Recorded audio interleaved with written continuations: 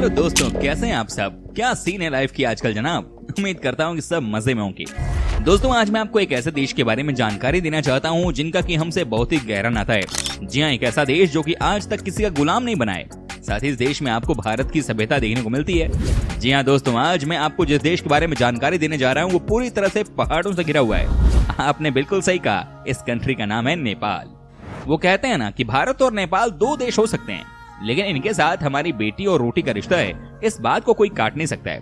तो फ्रेंड्स, आज हम आपको नेपाल देश के उन तमाम खूबसूरत जगहों पर लेकर के चलते हैं जहां की आप जाकर मस्ती कर सकते हैं। साथ ही आपको यही बताएंगे कि क्यों नेपाल का रेड लाइट एरिया है इतना पॉपुलर, जहां खुलेआम वो सब कुछ होता है। बिल्कुल सही समझे आप लोग। दोस्तों, वीडियो को बिना स्किप किए लास्ट तक देखिएगा क्योंकि आज आपको बहुत मजा आने वाला है। Okay friends, let's start the video.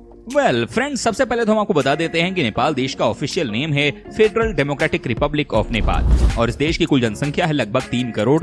जनसंख्या के मामले में ये दुनिया का 49वां सबसे बड़ा देश है। इस देश में 20% जनसंख्या ही शहरों में रहती है, 80% रूरल एरिया में खेती करती है। दोस्तों, नेपाल देश 1,43,350 स्क्वायर किलोमीटर में फैला हुआ है और क्षेत्रफल के मामले में ये दुनिया का 93वां सबसे बड़ा देश है। दोस्तों, नेपाल दुनिया के कुछ चुनिंदा देशों में शामिल है जो कि आज तक किसी का गुलाम नहीं बना। जी हाँ, 1814 से लेकर 1816 तक इस देश के राजाओं की लड़ाई अंग्रेजों से हुई थी, लेकिन नेपाल गुलाम नहीं बना। दुनिया के सबसे खूबसूरत देशों में से एक नेपाल की बात ही निराली है और अगर आपको नेपाल हिंदुस्तान से जाना है तो वीजा लगवाने की भी जरूरत नहीं है। दोस्तों, साथ ही आपको ये भी बता दूं कि इस देश की राजधानी में आपको सबसे ज्यादा और सबसे रंगीला रेड लाइट एरिया भी दिख जाता है। जी हाँ, यहाँ पर शाम होते ही लड़कियों की महफिल सज जाती है। हजारों की संख्या में लोग आते हैं यहाँ पर अपने मन को शांत करने के लिए। कहते हैं कि यहाँ पर लड़कियां खूब नाचती हैं और आपको मदहोश कर देती हैं, आपको बहुत प्यार देती हैं। तो काठमांडू में आपको इस तरह की चीजें भी देखने को मिल जाती हैं। अगर आप इंटरेस्टेड हैं तो यहाँ पर यकीनन जा सकते हैं, बाकी आपकी मर्जी है। दोस्तों, यदि आपकी इच्छा कम पैसे में विदेश घूमने की है तो आप नेपाल जा सकते हैं। नेपाल में जाना बिल्कुल अपने देश में घूमने जैसा ही है। इस देश में कई सारे हिंदू मंदिर हैं। हर साल भारत से कई सारे लोग इस देश में बने इन प्रसिद्ध हिंदू मंदिरों को देखने के लिए जाते हैं। नेपाल देश में मंदिरों के अलावा कई सारे सुंदर पर्यटन स्थल भी हैं जो कि विश्व भर में प्रसिद्ध हैं। नेपाल देश एडवेंचर करने वाले लोगों के लिए भी एकदम सही जगह है और इस जगह पर एडवेंचर का खूब मजा लिया जा सकता है।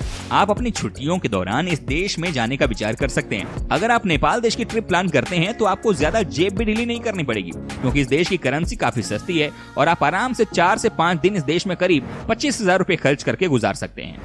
अब हम आपको नेपाल देश की वो तमाम जगहें घुमा देते हैं जो कि हैं वर्ल्ड पॉपुलर डेस्टिनेशन। पशुपतिनाथ मंदिर। दोस्तों, नेपाल दर्शनीय स्थल में पहला प्रसिद्ध मंदिर पशुपतिनाथ मंदिर है।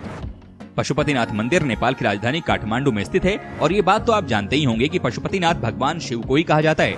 ये सिर्फ धार्मिक स्थल के रूप में ही नहीं बल्कि सांस्कृतिक स्थल के रूप में भी प्रसिद्ध है। ये मंदिर भगवान शिव को अर्पित है। इस मंदिर में केवल हिंदू धर्म के लोग ही जा सकते हैं। ये सिर्फ धार्मिक स्थल के रूप में ही नहीं बल्कि सांस्कृतिक स्थल के रूप में भी प्रसिद्ध है। ये मंदिर भगवान शिव को अर्पित है। इस मंदिर में केवल हिंदू धर्म के लोग ही जा सकते हैं और अन्य धर्म के लोगों को इस मंदिर के दर्शन बाहर से ही करने पड़ते हैं। यह मंदिर बागमती नदी के किनारे बना हुआ है। इस मंदिर के आसपास काफी सुंदर माहौल देखने को मिलता है और शिवरात्रि के दिन इस मंदिर में पर्व का आयोजन किया जाता है। पर्व के दौरान काफी संख्या में भक्त इस मंदिर में आते हैं। ये मंदिर काठमांडू से मात्र 3 किलोमीटर की दूरी पर स्थित है। इस मंदिर में जाने का सबसे बेस्ट समय सुबह के दौरान सूर्योदय का है। जी हाँ दोस्तों, वैसे भी हमारे देश में कई ऐसे लोग हैं जो कि साल में 1 से 2 बार भी इस मंदिर में जाकर भगवान शिव के दर्शन कर लेते हैं। कहा जाता है कि यहाँ आने के बाद आपके मन को बहुत शांति मिलती है और आपकी सोच बदल जाती है। आप इस दुनिया की सच्चाई को समझने लगते हैं। अगर आप नेपाल जाएं तो इस मंदिर को जरूर विजिट करें। मुक्तिनाथ मंदिर।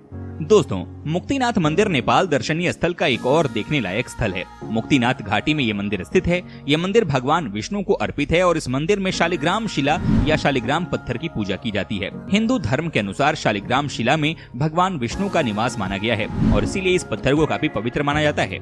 इस मंदिर को पेंगोडा वास्तुकला से बनाया गया है।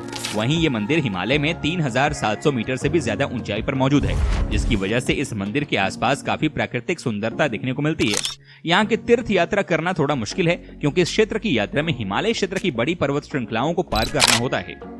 काठमांडू शहर। दोस्तों, काठमांडू शहर नेपाल दर्शनीय स्थल की शोभा बढ़ाता है। नेपाल की राजधानी काठमांडू में शाम के समय सैर करने का एक अलग ही आनंद आता है। दरअसल काठमांडू हिमालय के पहाड़ों से घिरा हुआ है और ऐसे में शाम के समय यहाँ का मौसम काफी सुहाना हो जाता है। साथ में ही इस जगह पर नेपाली ट्रेडिशनल डांस और कई तरह के कार्यक्रमों का आयोजन भी समय समय पर होता रहता है। काठमांडू में आपको शॉपिंग करने के लिए भी काफी कुछ मिल जाएगा। काठमांडू नेपाल का बेहद ही खूबसूरत शहर है। दोस्तों साथ ही शहर में आप सनराइज का भी मजा ले सकते हैं। कहा जाता है कि सुबह सुबह जब धूप खिलती है तो यहाँ का नजारा बेहद ही खूबसूरत होता है। साथ ही अगर आपको नेपाली खाने का शौक है और यहाँ के खाने का स्वाद लेना चाहते हैं तो आपको एक से बढ़कर एक रेस्टोरेंट भी मिल जाएगा। दोस्तों इस शहर की सबसे अच्छी बात यह है कि ये ओवर क्राउडेड नहीं है, यानी कि आपको कभी भी ऐसा नहीं लगेगा कि आप भीड़ भाड़ का हिस्सा हैं। तो नेपाल आप जब भी जाएंगे आपको शहर का दर्शन तो करना ही पड़ेगा, क्योंकि दोस्तों यहीं पर सारी फ्लाइट लैंड करती हैं। भगवान राम का ससुराल यानी कि जनकपुर। दोस्तों रामायण की कहानी तो सबको पता ही है। आपको पता ही होगा कि भगवान राम का ससुराल नेपाल का जनकपुर है।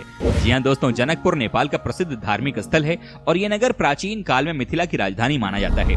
यहाँ पर प्रसिद्ध राजा जनक थे जो सीता माता के पिता थे। दोस्तों आपको बता दें कि आज भी हमारे देश में मिथिला की जय जयकार है।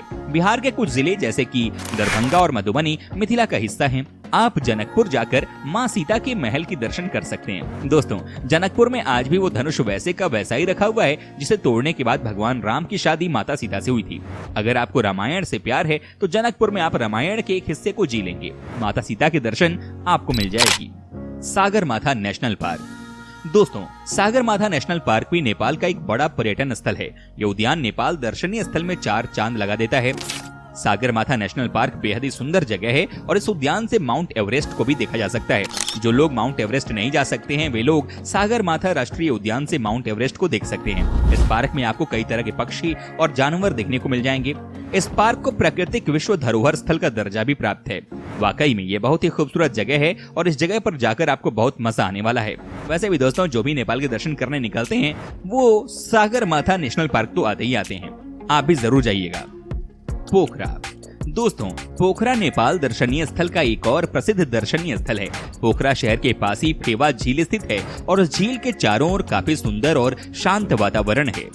जो भी लोग नेपाल घूमने के लिए जाते हैं वो पोखरा जरूर जाते हैं। पोखरा नेपाल का दूसरा सबसे फेमस शहर है और इस जगह पर झील के अलावा कई सारे मंदिर भी हैं। साथ ही यहाँ की शाम बहुत ही खूबसूरत मानी जाती है। तभी कहा जाता है कि अगर आप नेपाल गए हैं तो एक शाम आप पोखरा के लिए भी रख लीजिए। जी हाँ, यहाँ आपको नेपाल की ट्रेडिशनल लाइफस्टाइल देखने को मिल जाती है। यहाँ के होटल्स में रहने से लेकर यहाँ का खाना पीना सब नेपाली स्टाइल का है। यहाँ आप नेपाल को जी लेंगे। लुम्बिनी। दोस्तों गौतम बुद्ध की जन्मस्थली लुम्बिनी दुनिया भर के बौद्ध अनुयायियों का तीर्थ स्थल है। ये स्थान भारत नेपाल सीमा से कुछ ही दूरी पर स्थित रुमिनोदेई गांव ही लुम्बिनी गांव है। सम्राट अशोक के स्मारक स्तंभ के लिए जाने जाना वाला यह स्थल यूनेस्को की विश्व विरासत सूची में भी शामिल है। सम्राट अशोक ने इसे अपनी नेपाल यात्रा की स्मृति में बनवाया था। यहाँ का प्रमुख आकर्षण केंद्र 8 वर्ग किलोमीटर में फैला हुआ बाग है। इसके अलावा माया देवी मंदिर भी तीर्थ यात्रियों के बीच खासा लोकप्रिय है। इसमें गौतम बुद्ध की मां माया देवी की मूर्ति है। माया देवी इस मूर्ति में गौतम बुद्ध को जन्म देती हुई दिखाई गई हैं। कहा जाता है कि यहाँ जाकर आप जो भी मन्नत मांगते हैं वो पूरा जरूर होता है और शायद यही वजह है कि लुम्बिनी में भारी संख्या में लोग आते हैं। देवघाट धाम। दोस्तों देवघाट धाम भी नेपाल का प्रमुख पर्यटन स्थल है। देवघाट धाम काली गंडकी और त्रिशूली नदियों के संगम पर स्थित है। मकर संक्रांति के दौरान हिंदू धर्म के अनुयायी बड़ी संख्या में यहाँ आते हैं। इस दिन श्रद्धालु पवित्र नदी में डुबकी लगाते हैं। इसके अलावा यहाँ पर घूमने लायक कई ऐतिहासिक स्थल भी हैं। यहाँ पर त्रिवेणी मंदिर, वाल्मीकि आश्रम, सोमेश्वर कालिका मंदिर किला, पांडवनाथ, कपिलासपुर किला जैसे कई स्थान हैं जिन्हें पर्यटक खास तौर पर देखना पसंद करते हैं। अच्छा दोस्तों वीडियो में आगे बढ़ने उससे पहले जरा बताइए ना कि आप कहां से हमारा वीडियो टकटकी लगा कर देख रहे हैं जनाब, बताइए जरा। नगरकोट। दोस्तों क्या आप हिमालय के नजारे का लुत्फ उठाना चाहते हैं? यदि हाँ तो ये अद्भुत जगह आप ही के लिए बनी है। यहाँ से आप हिमालय को समय दर समय बदलते देख सकते हैं। अपने होटल के कमरे की खिड़कियों से आप इससे आंखें चार कर सकते हैं। यात्री इसी अतुल्य दृश्य को देखने के लिए दूर दराज से यहाँ आते हैं। सूर्योदय और सूर्यास्त के दृश्य का दीदार भी यहाँ से बखूबी किया जा सकता है। नेपाल के दर्शनीय स्थल में इसका नाम सबसे ऊपर आता है। चांगू नारायण मंदिर। आपको जानकर हैरानी होगी कि इस मंदिर को नेपाल की सबसे प्राचीन मंदिर कहा जाता है। इस मंदिर का निर्माण 4वीं शताब्दी में किया गया था। कुछ कारणों से इसे दोबारा 1702 में भी बनवाया गया। चांगू नारायण मंदिर शिवपुरी पहाड़ियों पर स्थित है। इस मंदिर में शेषनाग के साथ भगवान विष्णु की मूर्ति रखी गई है। पत्थर से बनी ये मूर्ति शिल्प कला का अद्भुत नमूना है। दोस्तों आप इस जगह पर भी जा सकते हैं। दोस्तों नेपाल घूमने के लिए अक्टूबर से दिसंबर का महीना सबसे उचित माना जाता है, क्योंकि इस दौरान मौसम साफ होता है और आप अतुल्य सुंदर नजारों का दीदार भी अच्छी तरह से कर पाएंगे। अप्रैल से जून तक का मौसम कड़ी गर्मी से भरा होता है, तो जितना हो सके इस दौरान यात्रा करने के विचार को आगे बढ़ा दें। जुलाई से सितंबर का मौसम बारिश का होता है। अगर आप इस दौरान यहाँ आते हैं तो अपने सफर पर आकर पछताएंगे, क्योंकि बारिश आपकी यात्रा में खलल डालेगी और आपको अपने होटल के कमरे में ही सारी छुट्टियां बितानी पड़ेंगी। वहीं जनवरी और फरवरी अधिक ठंड का मौसम है, पर अगर आप ट्रैकिंग के शौकीन है तो यहाँ आ सकते हैं, क्योंकि इस दौरान पर्यटकों की भीड़ काफी कम होती है। अगर आप उचित समय देखकर यहाँ आएंगे तो बहुत लुत्फ उठा पाएंगे।